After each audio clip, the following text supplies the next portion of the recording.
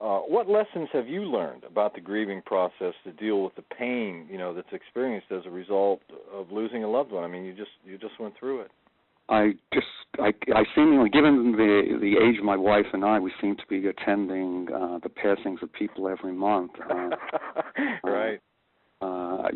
So what I have learned really is to allow myself to grieve, and to grieve in the manner that I need to grieve. All too often we tell people how to grieve because we don't know how to really deal with the loss of a loved one. I always remember the tragic moment when my younger brother's son, he was killed at the age of 6 in a terrible automobile accident, and we were at the wake, and people would go up to Joe, my brother, and say to him, "Joe, don't worry, your son's in heaven.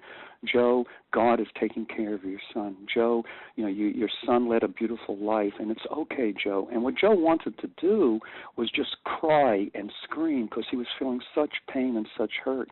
And everyone was telling him, hold it, keep it. And what they were really saying is, if you share your grief, your pain, your sorrow, I will be in touch with mine, and I can't deal with that.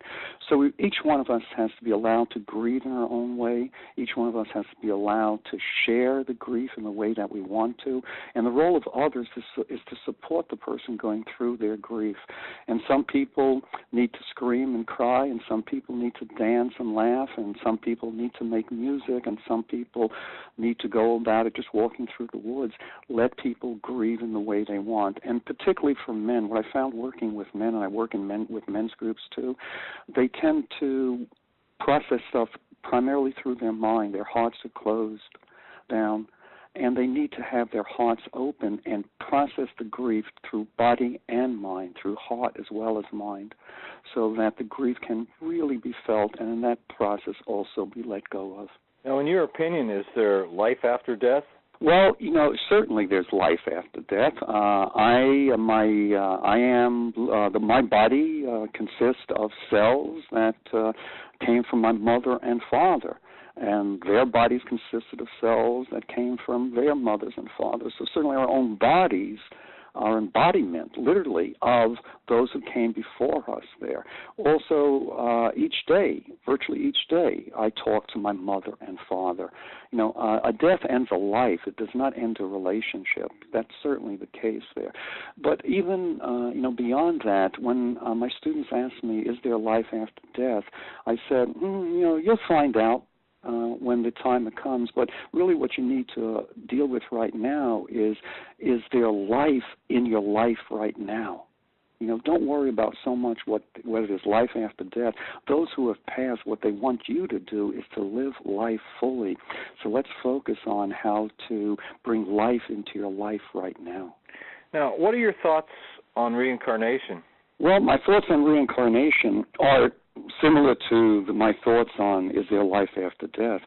I come from a spiritual basis that there's no question that I have lived before, and the people that I know have lived before, and we come together in future times and future lives to continue the process of our relationship there.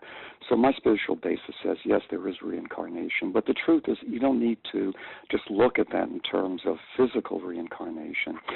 I am still living the thoughts, the experiences, the life of all those who came before me.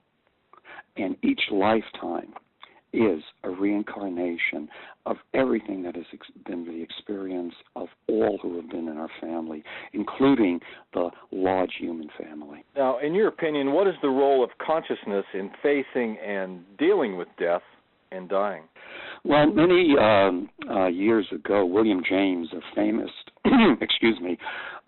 person in the field of psychology, said, there's something called ordinary waking consciousness, and that's the lens that we use to take in everyday life.